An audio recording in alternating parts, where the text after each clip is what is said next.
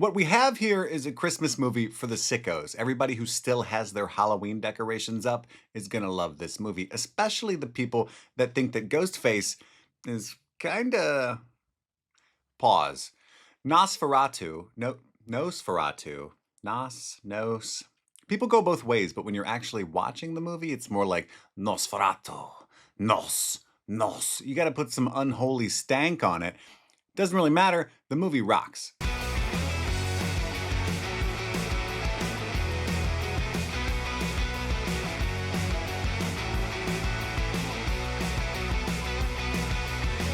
If you're one of the real ones that loves Crimson Peak, the Guillermo del Toro movie, or you love Bram Stoker's Dracula, either the book or the Francis Ford Coppola movie, if when people ask you what your favorite Christmas movie is, you say Eyes Wide Shut, then strap in because Robert Eggers' newest film is a feast for you. Eggers, of course, is well known for historical horror, so if you love The Witch, The Lighthouse, The Northman, any of his previous films with then you're set up for success sitting down for Nosferatu. Nosferatu is a remake of the 1922 classic silent film of the same name, and even if you haven't seen that movie, then the plot is gonna feel really familiar. You might be watching it thinking, hold up, is this dude Dracula? Yes. The 1922 film was an unauthorized, unofficial adaptation of Bram Stoker's 1897 novel, Dracula. In fact, it was a whole thing at the time. People often argue against the fact that it's copyright infringement because names were changed. Count Dracula became Count Orlok, etc., etc.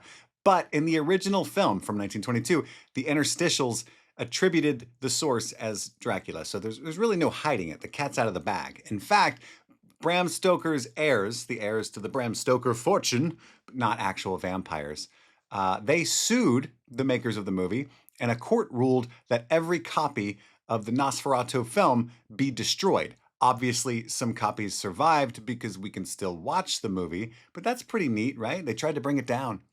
And now the movie is considered a German expressionist classic and a watershed moment in horror cinema history. The new Nosferatu film is set to make waves as well. The visuals alone in this movie deserve a standing ovation, but we're not going to time the standing ovation. It's almost all shadows and natural light, creating a kind of atmospheric dread that weighs on you over time, but feels good, kind of like a fat cat sitting on your chest, purring. The movie might seem a tad melodramatic, or dare I say, corny, but I think only to the uninitiated.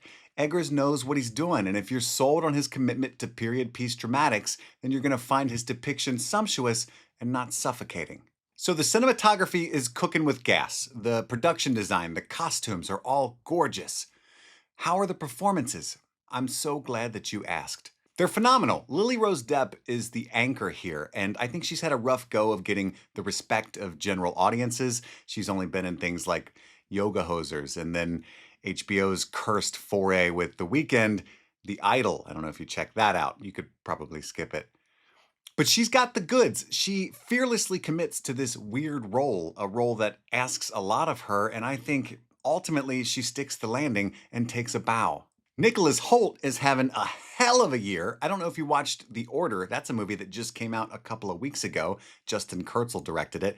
It's phenomenal. Definitely check that out. He's amazing in it. That's the point that I'm getting at here.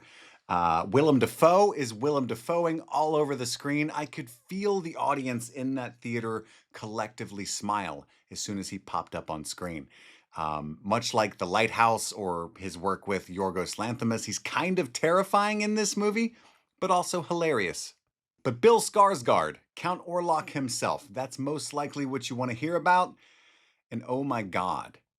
Unrecognizable, Bill has transformed himself, not just physically, but vocally, into the horny, unholy incarnate in a way that will surprise, I think, even after seeing him play Pennywise. It's quite literally uncanny. People are going to be talking about this for years.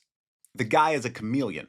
I think that most people who would go to see a movie like Nosferatu, especially on Christmas Day, are really going to love this movie, and I hope that it's a lot of people. Robert Eggers is truly one of our most unique voices in cinema, and The Northman, his last film, did not perform well. It lost a ton of money, is my understanding. I think it made like 20 or 30 million less than its budget, and that's not including marketing. It wasn't a big W for our guy, and we need one. And I think The Northman is highly underrated, in my opinion. So y'all did that movie dirty. We need filmmakers like Robert Eggers to be successful. We need them to have the freedom to tell their kind of kinky, cool, scary stories, or all we're ever going to get is Michael Myers reboots and Blumhouse hits. And I'm not knocking either of those kinds of movies. We need both, if anything. Thank you for watching my YouTube debut. You can tell I'm a little unused to this. I'm used to TikTok and Instagram. You might recognize me from there. My name's Kit Laser. You might not recognize me, and that's cool too. I'm just saying I'm used to short snippets and kind of editing down my thoughts. So having the freedom to do this kind of thing, to just kind of yap and yap and yap, is awesome, but also something I'm not used to. So I have to kind of flex that muscle. It's going to take me a little bit of time. I hope you're here for this journey. What do they say around here? Ring the bell, smash that like or something. You could just press it gently. You don't have to smash it. I don't want you to hurt your laptop or your phone or anything.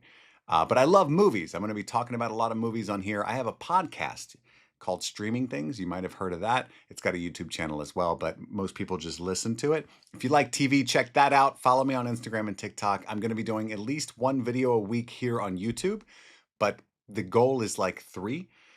Give me any tips or suggestions that you might have. Again, I'm very grateful that you're here. I can't wait to do this thing.